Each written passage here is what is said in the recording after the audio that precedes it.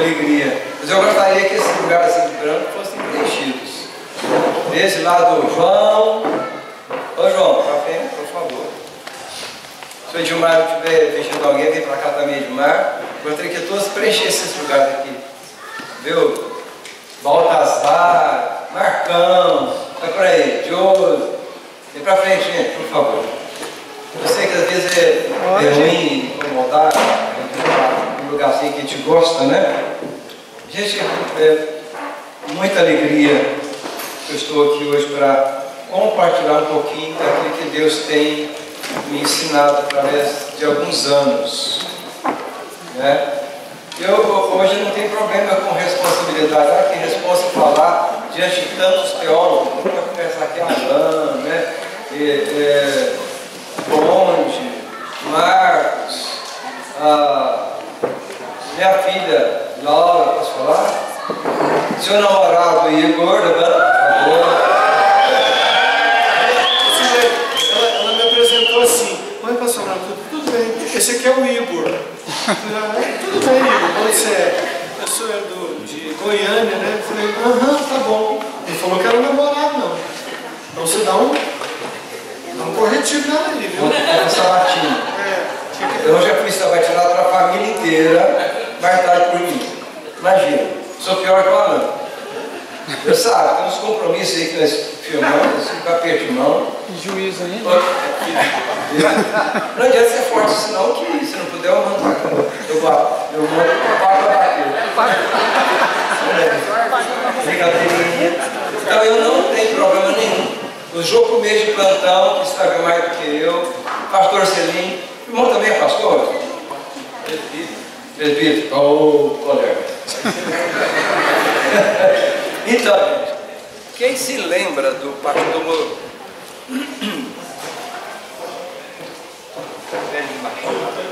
Coronel Eliseu? Deu um tilt aqui. Aí. Pastor, teve na BID. Nós estávamos na BID ou na. Coronel Eliseu. Coronel Eliseu Lopes. Ele esteve. Galpãozão, não foi na segunda? Não, Galpãozinho e Galpãozinho. Teve 2 vezes, se não me engano, 2 ou 3. Ele é um homem, hoje está com Jesus, certeza absoluta. Tinha a Bíblia praticamente de cor, o velhinho que achava o olho e acertava lá, Isaías 43, citava até as vírgulas. Eu sei que lembra disso. E foi, temos 16 anos mais ou menos, né, que ele teve na BID, do Galpãozinho, e eu fui despertado para a escatologia com o Coronel Eliseu Lopes. Hoje, eu não tenho a oratória dele, mas eu sei mais do que ele hoje. Não do que ele hoje. Porque Deus... Não, gente, não posso de modéstia não. Eu não tenho problema de modéstia quando se fala de Deus. Não tem mesmo. Porque Ele conhece o meu coração. Mas não é você que vai julgar meu coração, é Deus que julga o meu coração. Ele me iniciou na escatologia, no estudo dos últimos dias. Eu me lembro muito quando a dona Maria teve que chegar para mim, estou ansiosa para ouvir você falar sobre os últimos dias. Eu estou falando há meses, e você lembra disso, você vai falar para a gente sobre escatologia. Então eu fui estudando mais. Não sou especialista em escatologia, não sou teólogo, né? Mas eu creio que Deus que revelou, e a Bíblia é uma revelação progressiva da palavra de Deus. Falamos, costuma falar muito que nós sabemos mais do que Paulo, no geral, né? Então, isso aqui me lembra do Galpãozinho. Isso que eu pedi. Lembra quando nós fizemos isso aqui? Lá no Galpãozinho. Você quer o pulpão? Não, lá no Galpãozinho, né, pastor? Está aqui até hoje. Por isso que eu pedi para colocar aqui. Quem estava aqui quando eu pedi para trazerem Bíblia em papel? E quem trouxe? Levanta a sua Bíblia. Legal. A regra do lápis também. A regra do lápis também? Ótimo. Eu resisti muito. Comecei a preparar o PowerPoint. Não vou preparar o PowerPoint. Vou confiar no Espírito Santo, que ele diz. Jesus disse que os seus discípulos abririam a boca e o Espírito Santo colocaria Isso eu coloco na minha mente o que ele quer que eu diga hoje. E apesar da minha dicção que é péssima, né, eu creio que o Espírito Santo vai iluminar seus corações. Eu vou tentar entender o que eu vou falar aqui. Vou tentar falar devagar. Eu tenho aqui 2 Bíblias para doar. Bíblia usada, uma de Carol, não lembro quem é Carol, está comigo, não sei por que está comigo, mas tem Anjo que está comigo, talvez seja da Carolzinha, não sei quem que é uma Bíblia usada, mas com todas essas folhas, quem que é que não trouxe? Dou-lhe 1, dou-lhe 2. Não é manga, não. Tem mais uma também, essa para mim, está toda arriscada. Eu aprendi escola. Eu rabisco minha Bíblia. Oi? Oi? Letra gigante? Não, gigante não, é letra normal. Está seguido também? Quem quer essa aqui? Quem não tem? Roma. Quem quer Roma? Então, tudo rabiscadinho, viu, João Primeiro? Ok.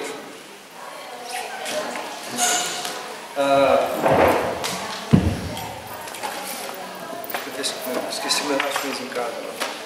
Esqueci só um pequeno roteiro. Gente, vamos abrir nossa Bíblia, vamos ler muito hoje. Eu pedi a patrona para me antecipar a palavra. Abra sua Bíblia em Lucas 24. Então vamos praticamente ler a Bíblia, mas de uma forma ordenada. Lucas 4, 21. Não, vou ler depois de 4, mas agora é 4.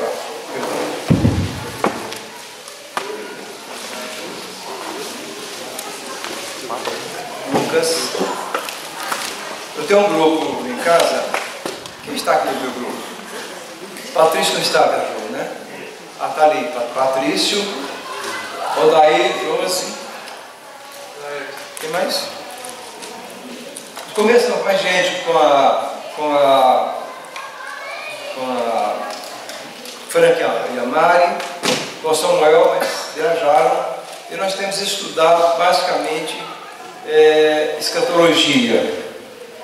Para quem gosta gosta e quer e tem condições de estudar a respeito disso, eu aconselho comprar um livro chamado Manual de Escatologia, de Edvard Pentecoste, dessa grossura, pesada, a leitura é pesada, é mais para consulta.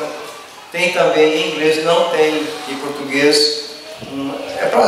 Basicamente uma apostila.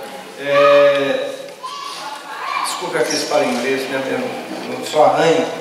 The Keys of Time, as chaves do tempo, do pastor Derek Walker, da igreja Oxford Bible Church. Está em inglês, eu arranho mais ou menos. Estou estudando para esses meus discípulos. Nós estamos estudando junto a respeito das chaves do tempo. Então, na verdade, não temos tempo de estudar tudo a respeito de escatologia dos últimos dias. E não tem como nós estudarmos essas coisas dos últimos dias sem estudar primeiro o início. Eu não posso chegar para você e contar o fim do filme sem contar o princípio. Né? Então, Lucas, Lucas. Eu vou ter um pouco de dificuldade para achar o que vocês precisam achando, né? Lucas 4, 21. Presta atenção, eu vou jogar ideias, conceitos e vou tentar ser bem simples para que vocês entendam. Não é os teólogos de plantão, vocês já sabem. Pode ser, estou mexendo muito. Não, pode ficar à vontade. Pode ser que alguma coisa que nós vamos dizer aqui vai surpreender, inclusive, os teólogos, que Deus tem me revelado através da pesquisa, do estudo, da revelação espiritual. Eu oro muito, eu oro por revelação, eu peço isso, né? E Deus tem me dado muito, além do que eu mereço, além do que eu comporto, né? Do que a minha mente comporta. Mas quando o David Marshall esteve aqui, nos ungiu o pastor Alan, ungiu nós da liderança daquela época, né, Conde? o David Marshall profetizou, e cada vez de cada um, na minha vida foi derramar de Deus, o conhecimento de Deus. Ele derramava óleo e vai te dar mais, e toda vez que eu lembro eu choro, mais e mais e mais. Então eu tenho uma sede absurda de conhecer a Deus.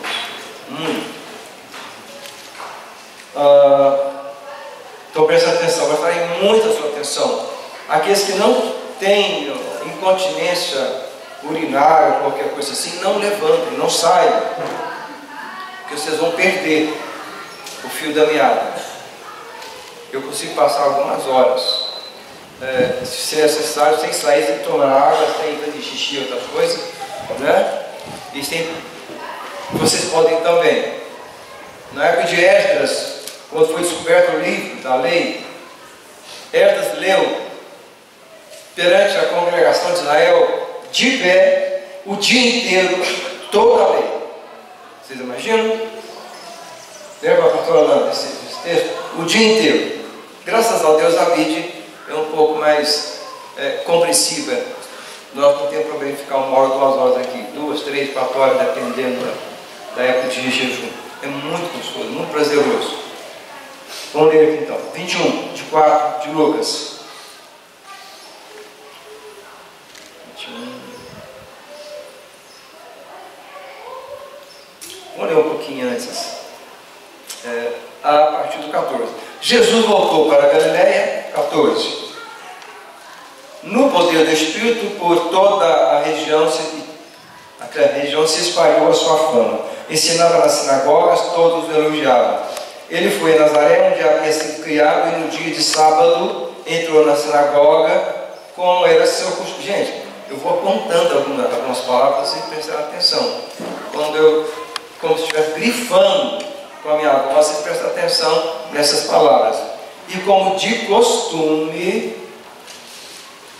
ele levantou-se para ler. Foi-lhe entregue o livro do profeta Isaías. Gente, livro, não existia livro naquela época, existia rolo. Eu trouxe aqui só para vocês verem. Isso aqui é um pergaminho. Só que não é de livro, é pergaminho de um mapa. Veio da África. Isso aqui era uma forma de pergaminho. Era assim, tem 2 paus aqui, abriam e liam assim. Cada livro do Pentateuco podia ter mais de um rolo. É isso aqui é pergaminho. Né? Não daquela época, claro.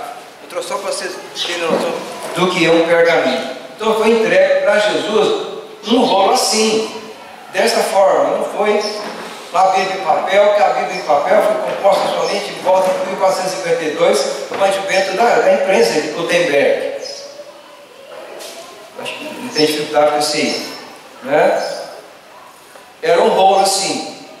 Ele entrou na sinagoga, sentou-se, o atendente que cuidava dos rolos, dos livros, entregou para ele. Não sei se ele pediu o livro de Isaías, mas foi-lhe entregue o livro de Isaías. Ele abriu o livro e leu o seguinte: o Espírito do Senhor está sobre mim, porque Ele me ungiu para pregar as boas novas aos pobres e me enviou para proclamar a liberdade aos presos e recuperação da vista aos cegos, para libertar os oprimidos e proclamar o ano da graça do Senhor. Então fechou o livro, devolveu ao assistente e assentou-se. Que era assim a forma que os mestres ensinavam naquela época. O que eu quero dizer? O que tem escatologia? Tem nada a ver e tem tudo. Quer dizer que Jesus conhecia as Escrituras.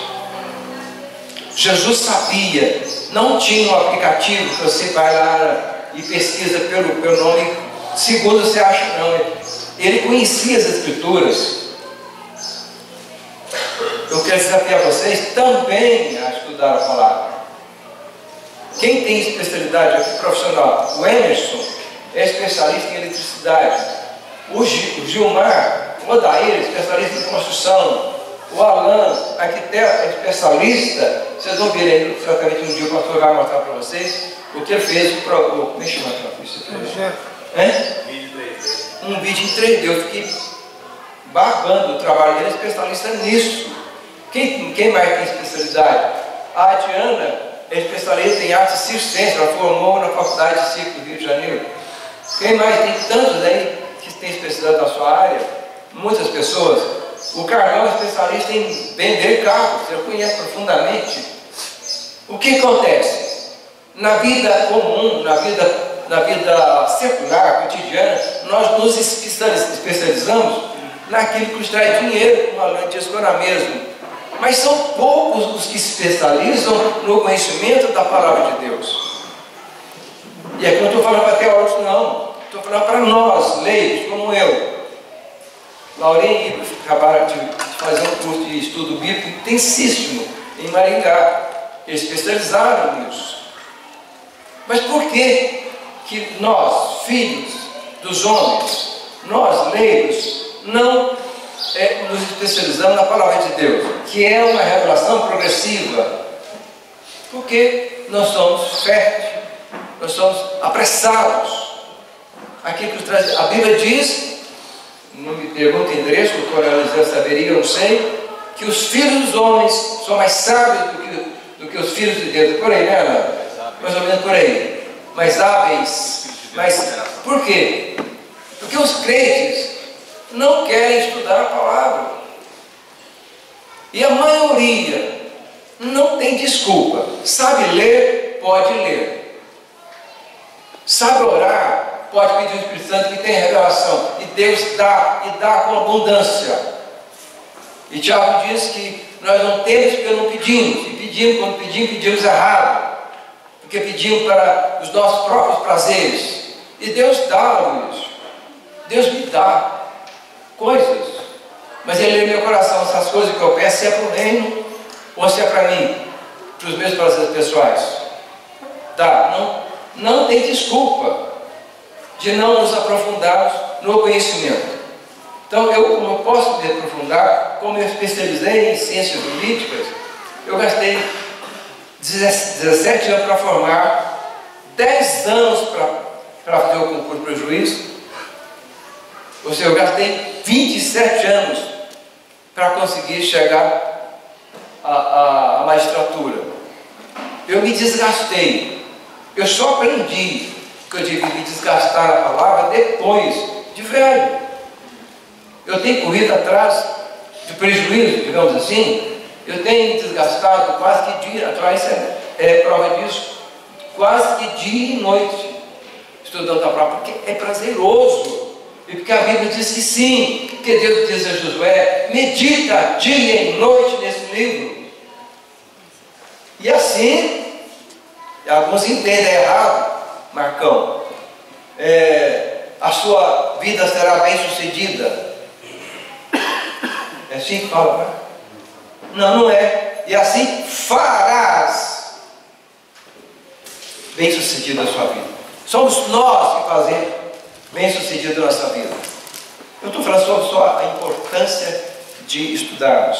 É um desafio para você. Não tem desculpa de você não saber. Não tem desculpa.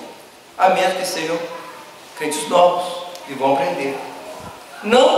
Vocês não têm que saber, como eu que sou velho, nem como o Bonde que fez teologia e outros, mas vocês não têm desculpa de saber muito pouco, quando vocês têm uma igreja que ensina e que incentiva. Desculpa a bronca inicial aí. Agora sim, vamos para Mateus 24.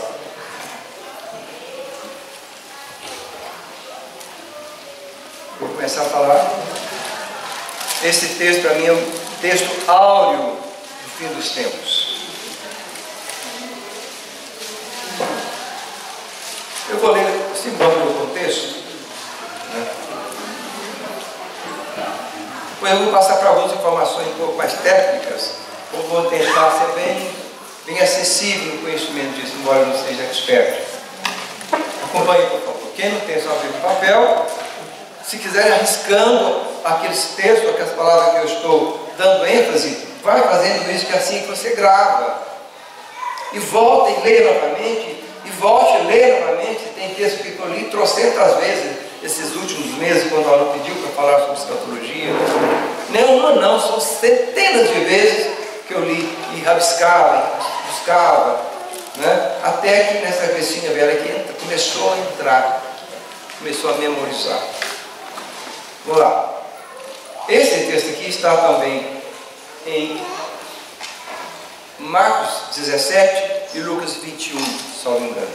Eu prefiro a redação de Mateus. O sinal do fim dos tempos. Jesus saiu do templo e, enquanto caminhava, seus discípulos aproximaram-se dele para lhes mostrar as construções do templo. Vocês já imaginaram? Mostrando para Deus o templo. É mesmo que mostrar assim, para mim, Silene, vem para o Gilmar, Silene, vem cá, vou conhecer a base da Jocum, olha que magníficos blocos daqui, né? Oh, aqui, ó, Silene, olha aqui, olha esse telhado aqui, não é verdade? Alan, olha esse 3D aqui, olha que lindo, olha que lindo. Ele que fez, ele é o autor, Jesus é o autor de todas as coisas, o Criador de todas as coisas. Os discípulos, vejam a redundância que às vezes nós nos colocamos em querer mostrar para o autor da vida, o Criador de todas as coisas, aquilo que já fez.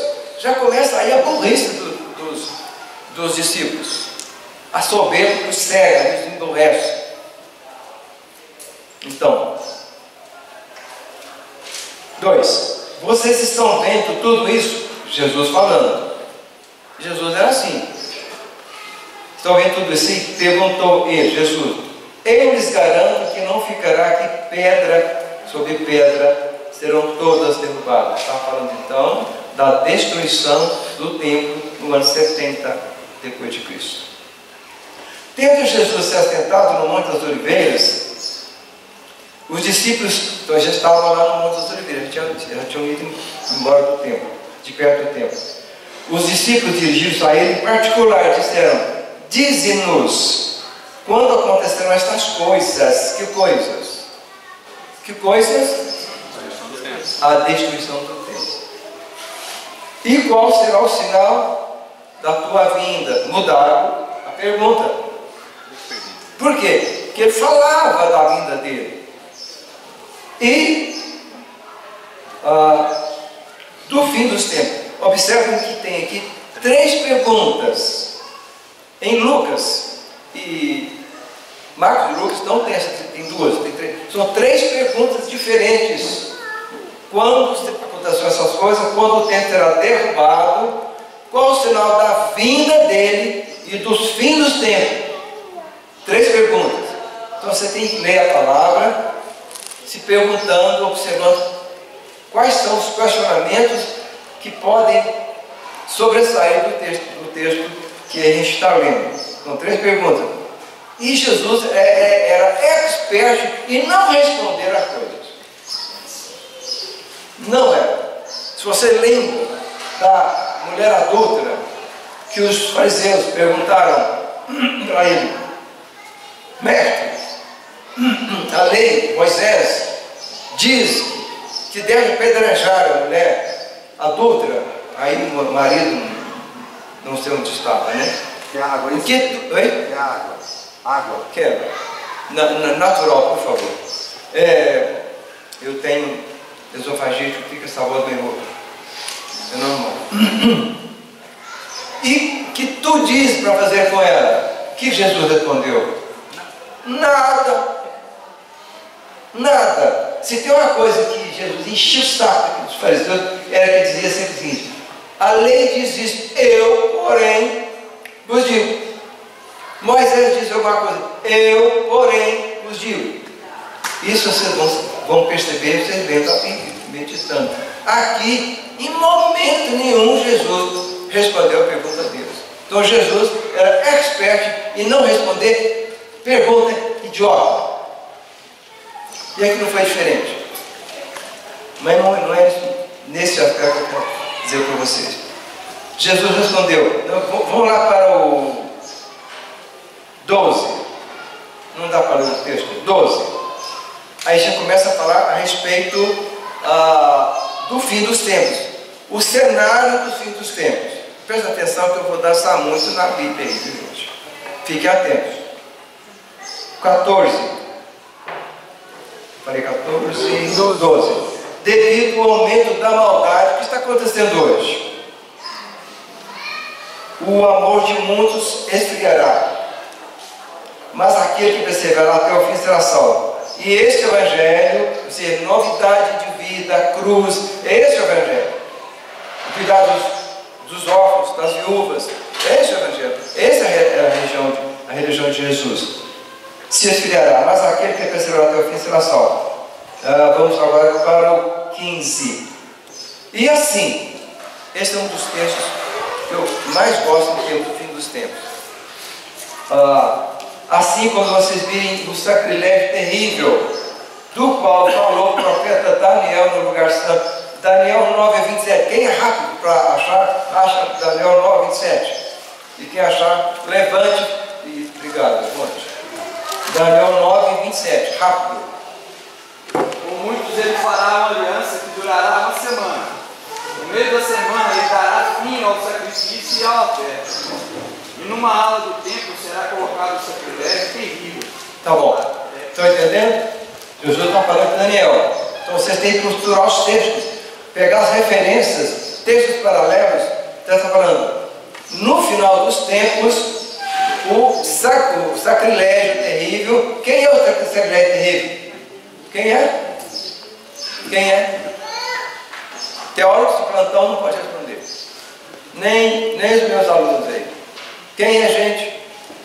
Quem se atreve? Oi? O anticristo. Mas presta atenção. Vão ligando, não percam a linha do raciocínio não. Viu, Maria? Está entendendo, Maria? Presta atenção. Quais foram os templos que foram erguidos em Israel? Primeiro, Salomão. Segundo, quem construiu o segundo templo? Ou reconstruiu? Quem? Zorobabel. E quem é que finalizou, embelezou o templo? Quem? Herodes. Está pedindo? Herodes, foi ele que terminou. Segundo templo. Esse templo que foi destruído no ano 70. Só para sua informação, não foi os romanos que destruíram o templo. Se der tempo, eu falo para vocês. Por isso que eu dizer para vocês que eu vou surpreender algumas mentes aí. Não foram os romanos. Sob o domínio romano. Mas não foram os romanos. Deixa eu fazer um parênteses rapidinho aqui. Depois vocês voltam lá. À medida que minha mente for trazendo, depois eu vou voltar lá no texto aqui. Quantos impérios aconteceram na história do mundo, do homem, até Jesus? Impérios mundiais. 4. Mais uma ideia. Babilônia, Medo-Persa, depois a Grécia, depois o Império Romano. Por aí. Você chegou bem pertinho. Está quase. Quantos impérios? Não vale os alunos. Nem os teólogos. 7 impérios. Por quê? Presta atenção. Os 7, eu não sou numerologista nem cabalista não, mas o 7 é muito importante também. Isso aí tem sinais, chaves de entendimento, Maria, de entendimento dos tempos da Bíblia. E o Senhor Deus é o Senhor do tempo. Ele criou as coisas e o tempo. 7 impérios. Vou dizer por que eu falo isso para vocês, viu, sol? O sol está assim, cor regaladinho, né, sol? Feito no sol. Primeiro, todos os impérios mundiais que foram suscitados por Deus, houve uma razão. Deus não faz nada sem razão. Deus não faz nada por acaso. O primeiro império foi o egípcio. Por quê? Para receber Jacó, 70 pessoas, e passarem por 400 anos de escravidão. Para que o povo crescesse, chegou a 70 pessoas e saiu cerca de 3 milhões de pessoas durante esses 400 anos. Era necessário que o povo de Deus fosse criado para cumprimento da promessa de Deus a Abraão, que faria dele uma nação que abençoaria todas as nações. Era necessário que fosse erguido um império para que naquele ninho, no arcabouço egípcio, dali nascesse um povo sedento, escravizado, sofrido, para que Deus fizesse dali uma nação. Primeiro. Segundo, qual o segundo império? Israel. Lembra disso? Israel, o segundo império. Então Israel cresceu, o império durou 400 anos, 436 mais ou menos, mas eles pecaram. Aí houve divisão pediram um rei, houve divisão das 12 tribos. Aí Deus suscitou, levantou o terceiro império. Quem? Os assírios, que eram o povo do leste. Quando vocês ouvirem em Apocalipse, o mal vem do leste, o castigo vem do leste, é a personificação, consegui, do mal, da maldade. Eles eram bárbaros, maldosos. Foram os assírios que dominaram as 10 tribos. E elas foram destruídas e nunca mais voltaram a ser Israel. Ficaram 2 tribos, Judá e Benjamim no sul, chamado Judá. Então, terceiro império. Quarto império. O que aconteceu com a irmã adúltera, pérfida, prostituta, chamada Judá? Como você fala? Babilônia, sua irmã prostituta. A pérfida significa Judá. O que aconteceu? Com a irmã Israel, Judá também prevaricou, se prostituiu e adorou Deus. Havia um Deus que eles adoravam, que era um Penos, era um totem. A Bíblia fala que as mulheres gostavam desse Deus.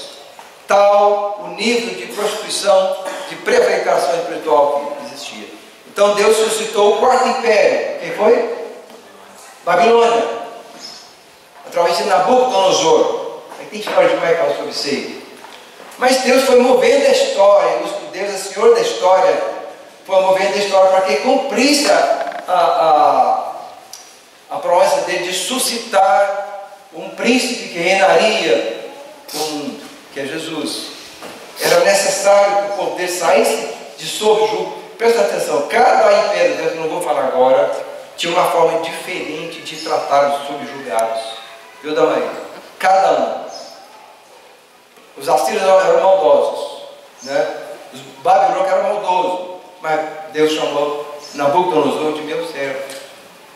Tem que entender que Deus está acima de todas as coisas. Eu quero que vocês entendam que quando estuda a palavra de Deus, estuda a escatologia, eu quero ressaltar, não é data não, ressaltar que Deus está no controle de fato, de verdade. Ele é Senhor da história e levanta nações e derruba nações e usa nações como látigo, como chicote para exercer, para executar o oráculo ou sentença condenatória contra seu povo. Então ele suscitou Nabucodonosor para subjugar, para escravizar os judeus, mas já começou a trabalhar a libertação. Aí suscitou o quinto império, os Medo-Persas, Dário, Ciro. Aí já começou a trabalhar aquele povo para libertar.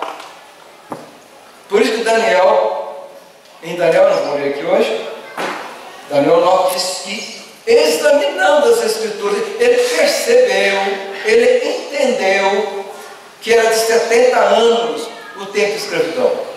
Que está lá em Jeremias 29. Depois vocês falam em casa, se vocês anotem aí, né? Percebeu.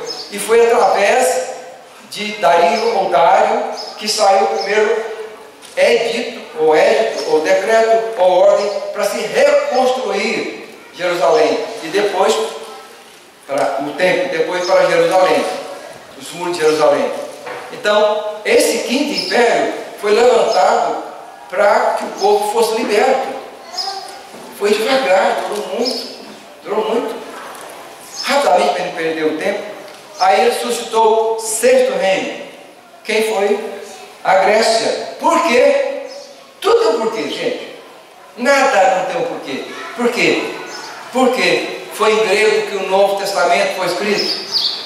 Foi na época de Alexandre o Grande, que era baixinho. chamado grande, era baixinho, né?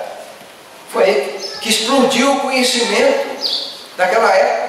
Os grandes pensadores como Sócrates, Demócritos, Platão, foi na época do grego. Paulo discursou perante Atenas, que era da Grécia. Então todo o ápice, o cume, o ponto mais alto do conhecimento humano foi na época dos gregos. Foi nessa época, foi nessa ambiência que veio a plenitude dos tempos, já, claro, sob o Império Romano, que Jesus veio. Jesus veio na plenitude dos tempos, e no cumprimento dos tempos. A revelação do mistério que estava escondido durante séculos e milênios para nós. Então, a razão do levante, ou seja, de suscitar o império grego foi para isso. E o último, Roma. Por que Roma? Porque o detalhe do Império Romano era respeitar os subjugados. Os assírios tiravam um ponto daqui para colocar para lá, de lá passava para cá, tiravam os nobres, os príncipes, para que se destruísse, se anulasse a cultura de um povo. Os romanos não. Os romanos, eles construíram estradas para os correios. Então havia correio naquela época, a partir daquela época, eles respeitavam a religião. Tanto é que Israel tinha seu sacerdote, tinha seu sinédrio, né? Eles tinham seus cultos, tinha sua suprema corte. Eles se respeitavam. E não tiravam os povos de um local para outro para destruir a cultura. Por isso que Jesus nasceu nessa época, na época em que havia fariseus, saduceus, né? E havia os mestres da lei. Por isso que Deus suscitou Roma. Aí tem mais coisa para falar, mas não vou falar mais não. Tem Roma, tem o Império Romano Oriental, Ocidental, Oriental, com sede em Constantinopla, que hoje é Istambul, capital da Turquia e por aí. Vamos voltar lá para a leitura. Dá para voltar? Volta aí, né? Vamos voltar para o dia do fim. 15. Assim, quando vocês virem o sacrilégio terrível, nós lemos Daniel. Para que o anticristo se assente no lugar santíssimo, é necessário que haja o terceiro templo. Estão captando aí? Dizem que o material para construir o templo já está pronto. E aí, para a construção é necessário que haja um acordo. Aí vem dos 7 anos, depois eu vou falar sobre isso. Então, o templo vai ser reconstruído. Eu creio que não é para a vontade de Deus.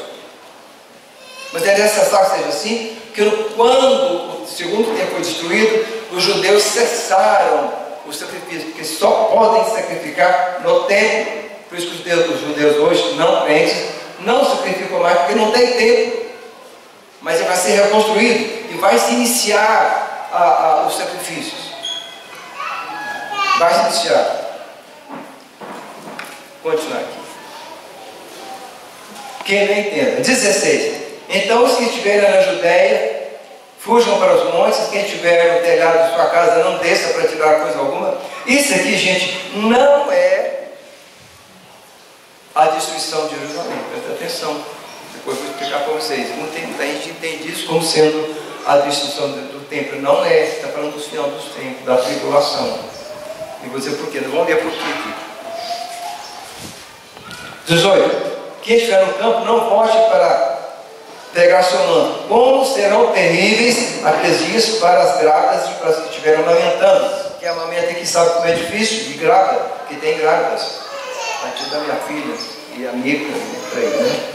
Orem para que a fuga de vocês, que haverá perseguição, não aconteça no inverno nem no sol. Por quê? Porque no inverno, em algumas partes de Israel, neva. E é muito difícil andar na neve. A lã andando na neve. Você andou mais onde estou na China, né? Eu sei que na China, então, lá na divisa da Rússia, da Coreia do Norte, eu fui entrando assim na neve, na fazenda do Pitling, né? E fui andando, a neve chegou aqui, eu olhei, não vi nada, não vi a carcaça dos menonitas. Falei, meu Deus, perdi, estou ferrado, estou gelado, né? Eu voltei, fui procurar minhas pastas, eu vou perder na neve, vou morrer aqui. É terrível andar na neve. Dá uma sensação de muita impotência. Exatamente, é essa a sensação. Por isso que Jesus disse, orem para que a sua fuga não se dê no inverno, que neva em algumas partes de Israel.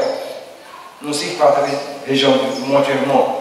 Segundo, Só uma observação, nesse negócio do templo, o sumo sacerdote já foi instituído em Israel, acho que se não me falha a memória, no ano passado. Sumo sacerdote. entenda essa parte aqui como sendo os dias se acontecendo. É isso que eu quero. Eu quero que vocês sintam, como eu sinto, que Jesus está voltando. O coronel dizia, eu vou ser arrebatado. Não foi. Eu penso que eu vou ser arrebatado.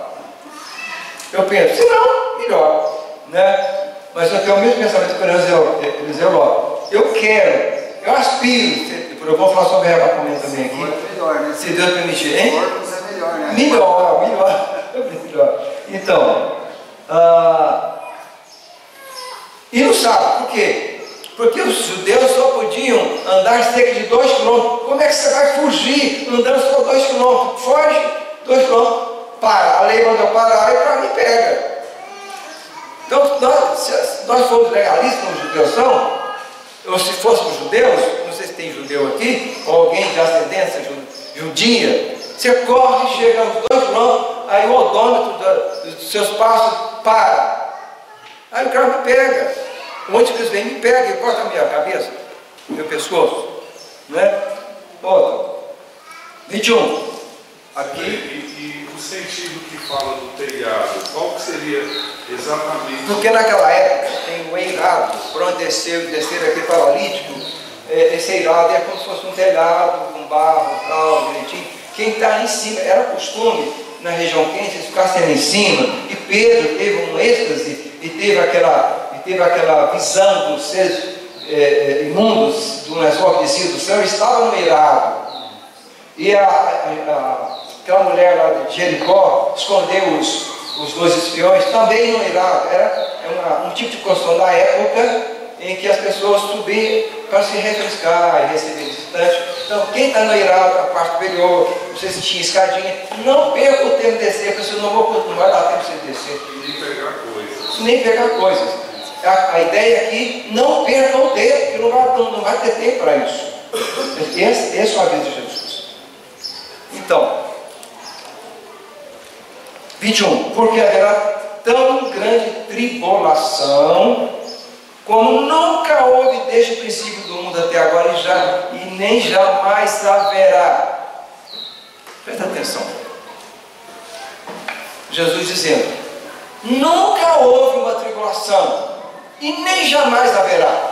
Eu posso entender isso aqui que é a destruição de Jerusalém? Claro que a destruição de Jerusalém foi terrível. O que sabe que eles faziam? Eles pegavam os judeus, amarravam amarravam impostos para iluminar a entrada, e punham fogo, punham piche nos judeus, e ateavam fogo para iluminar a entrada do palácio de Nero. Foi terrível. Se a gente escrever, quem lê Flávio José, a história dos judeus, a guerra dos judeus, vê o relato pormenorizado dessa chacina absurda, mais do que Auschwitz com Hitler. Mas mesmo assim Jesus disse, nunca houve e jamais haverá. Então não é a situação de Jerusalém, é nos últimos dias. Eu quero remeter você para isso, palavra de Jesus. Porque ela acrescenta um pouquinho adiante, tá? Pula para o 29. Aí ela era a tribulação. 29. Imediatamente após a tribulação daqueles dias, tá? No futuro, o sol escurecerá, a lua não dará sua luz, as estrelas cairão do céu. Olha lá, como assim? Como assim caiu do céu? Qualquer estrela, segundo eu penso, é maior do que a Terra. Então, como pensar que as estrelas vão cair do céu na Terra? Não sei. Pergunta para Jesus. Mas aqui diz, Jesus disse. Se não houver uma outra interpretação do texto, uma variante textual, eu vou falar sobre isso aí, eu quero entender, por mais insano que pareça, mais louco que pareça, que sim, as estrelas vão cair do céu. Eu prefiro estar com Jesus aqui, com a palavra, a menos que tenha havido uma tradução ou um copista, que a Bíblia, gente, a Bíblia não era assim desde o princípio, não. A Bíblia esse cano é de 1400, 1200 mais ou menos, entre pergaminhos que foram copiados, e copiados, centenas de vezes, e às vezes havia erro na cópia. É por isso que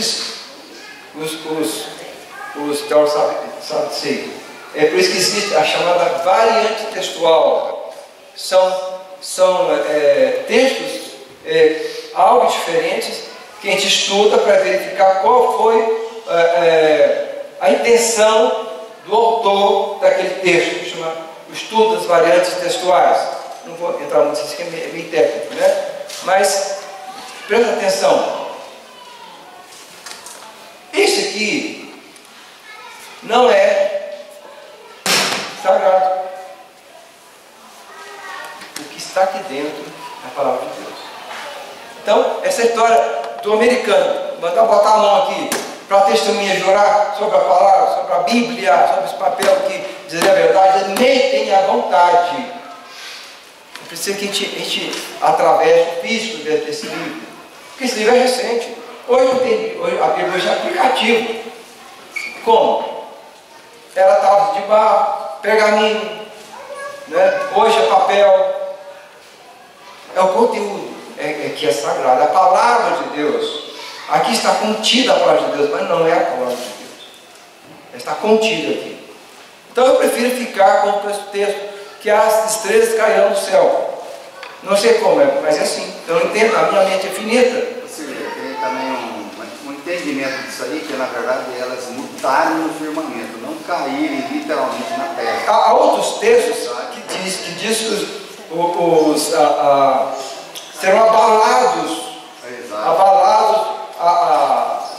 os seres não, firmamento. Os poderes serão abalados. Esse é um texto. Então, aqui os poderes celestiais estão aqui, ó, serão abalados. Então isso é só um introito. Vamos lá. Gente, eu quero que vocês entendam uma coisa. Israel é o relógio do tempo. Vocês querem entender o tempo? Olhem para Israel. Nós somos salvos por causa da desobediência dos judeus. Vocês querem entender um pouco do que está acontecendo? E Jesus fala que nós devemos ser salvos e olhar os sinais. E os sinais, talvez eu tenha que dizer um pouco à frente, mas eu vou adiantar um pouquinho. Qual o sinal que nós temos hoje? No século passado, em 14 de maio de 1948, 14 dias depois que eu nasci, eu sou mais velho que o Estado de Israel, novo, não antigo, claro, né? Em 14 de maio, eu sou velho, mas nem tanto assim não. Então, 14 dias depois que eu nasci em 30 de abril de 48, a ONU reuniu-se e reconheceu aquela terra como sendo Israel, por decisão da ONU. E para aqueles que não sabem, foi um brasileiro, Oswaldo Aranha, que deu o voto de Minerva. Para aqueles que não sabiam disso. Ele estava presidindo essa reunião da ONU e foi reconhecido como Estado de Israel. Então, o Israel é o relógio, o ponteiro do tempo.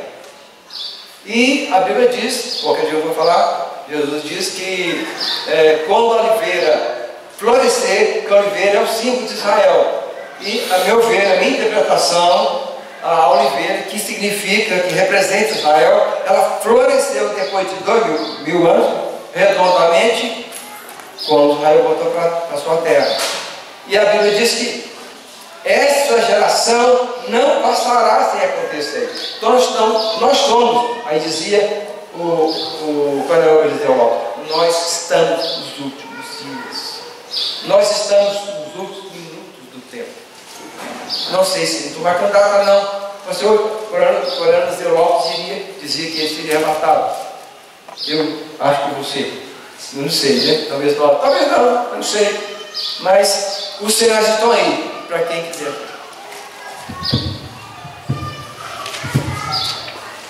Bom, vou entrar um pouquinho mais.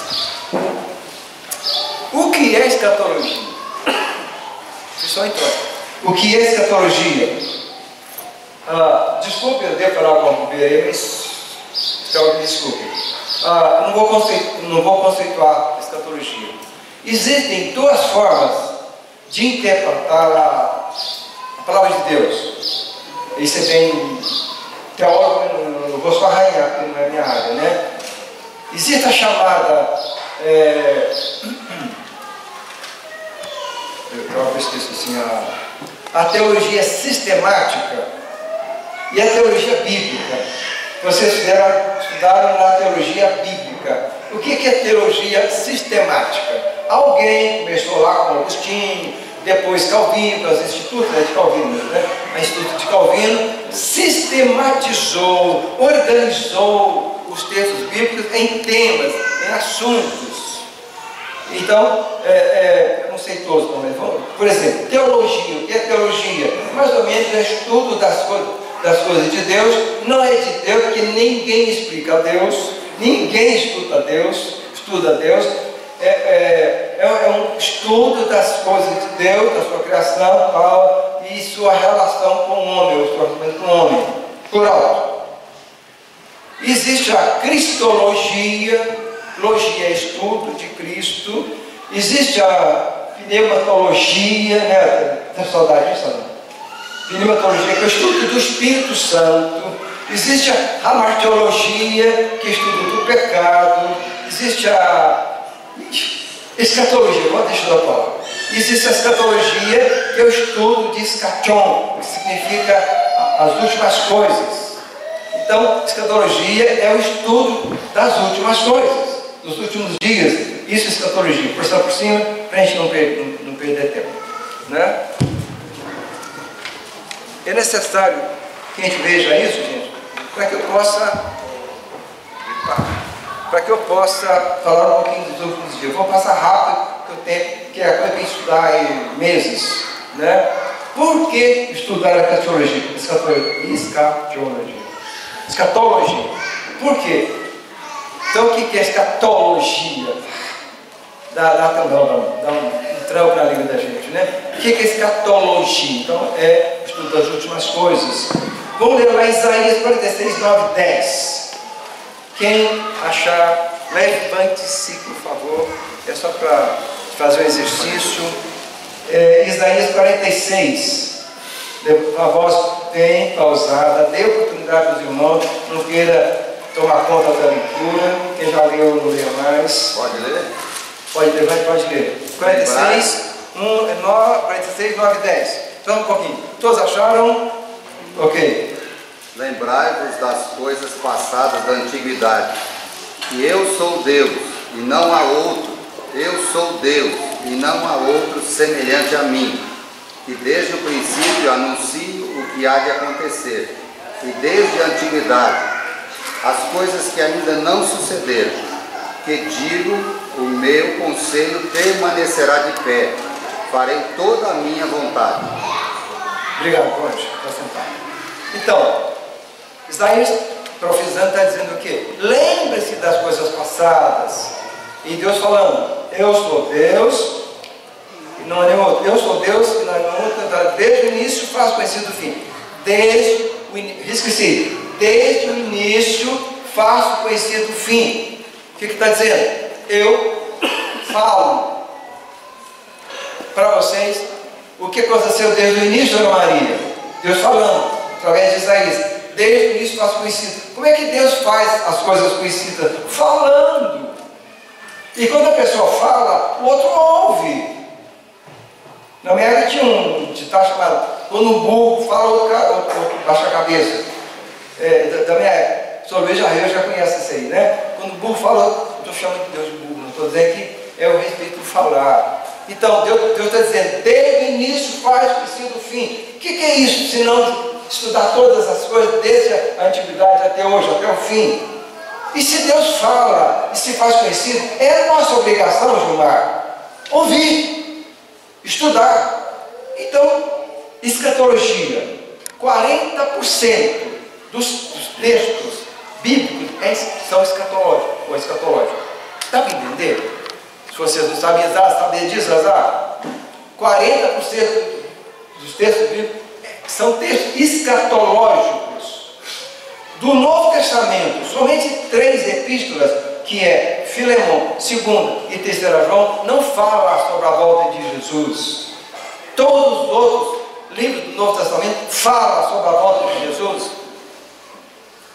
Fala sobre a volta. Então é interessante, é uma das razões, Osmar, que eu devo estudar. Vou dar só para vocês aí, desculpa. Né? É uma razão ou não é razão? Primeiro, Deus fala, eu tenho que ouvir. Segundo, grande parte do texto da Escritura fala, só que infelizmente as igrejas no geral, não fala, porque não dá muito interesse, não dá muito ibope. É melhor falar de posteridade, aqui que me agrada, no coração. E falar de últimas coisas, fala em tribulação, fala em corta-cabeça. Então está aqui. Uma razão para a gente estudar escatologia é porque Deus fala. E se Deus fala, eu tenho que ouvir. Por muitas razões. Estou perguntando, qual é a razão de estudar escatologia? Mais um texto com outras razões, está lá em 1 Tessalonicenses 5:23. Outra pessoa, levante e leia, por favor. Você fica atento, acorda aí, não cochila não. 1 Tessalonicenses 5:23. Quantas horas? Meio-dia. Né? Meio-dia. Mas nem comecei. Tem que dar um tempo. Leia, por favor, bem rápido. E agora que o Deus da paz os faz santos em todos os aspectos, e que o espírito, a alma e o corpo de vocês sejam mantidos irrepreensíveis até a volta do nosso Senhor Jesus Cristo. Até a volta. Então, conhecimento da palavra, conhecimento das últimas coisas, nos faz, ou nos dá oportunidade, ou incentiva a uma vida de santidade, para a volta de Jesus. Né?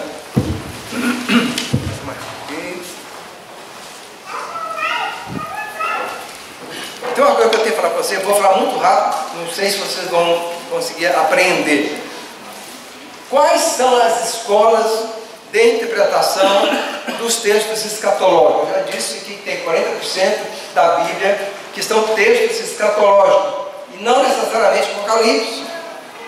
Não necessariamente, estou falando de livro apocalíptico. Do Velho Testamento, Daniel é chamado de livro apocalíptico do Velho Testamento, mas tem muitos textos escatológicos, né?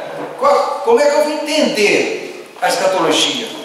Que existem várias formas de se pensar a respeito da escatologia.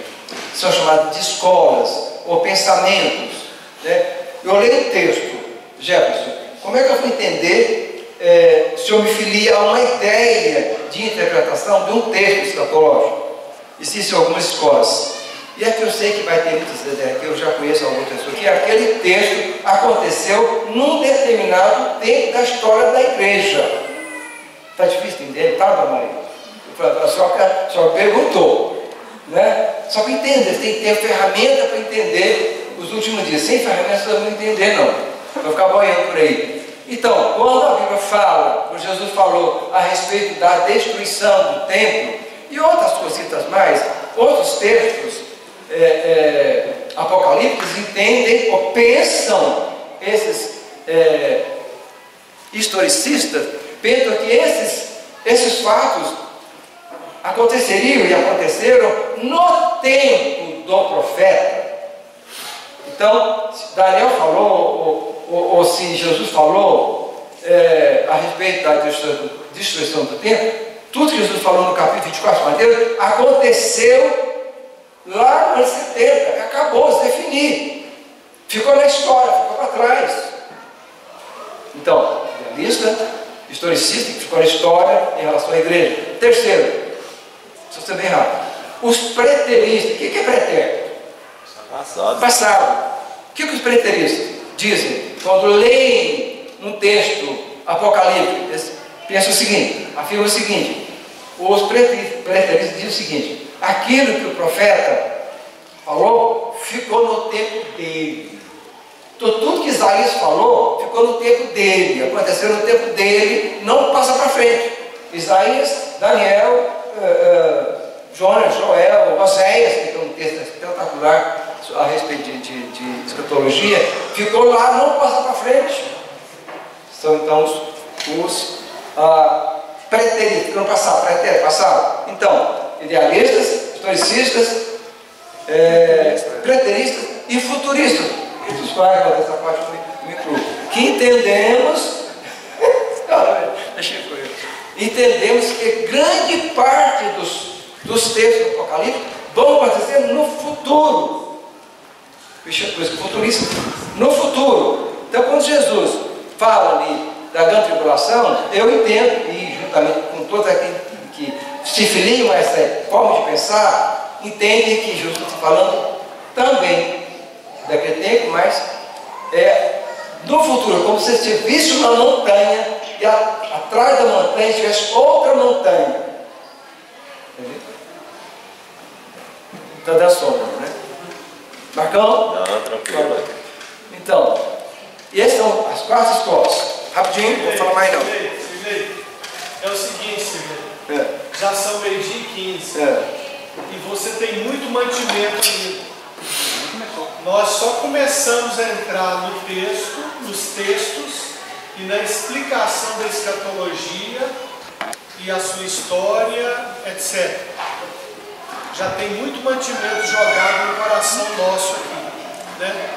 Eu, por exemplo, tenho que ficar prestando muita atenção, que eu quero aprender mais também. Eu sugiro o seguinte: nós estamos agendados para o dia 22 agora, o Lagarto vai falar. Dia 29, o Celinho e a Leila para os homens em separado e mulheres. Você não pode perder. Você que é casado. Aí, Sirlene, nós teremos o culto do dia 31, que vai ser um culto voltado para missões. Aliás, eu quero todos os missionários da base da Jocum que são ligados a nós aqui, naquela noite. Depois você vai para os aniversários das festas. Eu quero ser aqui primeiro. E depois vem janeiro, que é morto, né? E depois começa a engrenagem de fevereiro. O que eu sugiro a você? Que nós, que estamos aqui hoje, nos concentremos no que já ouvimos e leiamos os textos, e você manda para mim o texto e eu falo: olha, Apocalipse no segundo domingo de fevereiro. Por quê? Porque em janeiro nós vamos ter escolas esporádicas e o povo viaja e tal, etc. Mas fevereiro começa a retornar. Tem a ceia do primeiro domingo de fevereiro. No segundo domingo de fevereiro, você dá a segunda parte da lição de Apocalipse. E se não terminar meio-dia e 15, a gente passa uma terceira. Por quê? Se Jesus não te arrebatar até lá, né? Aí nós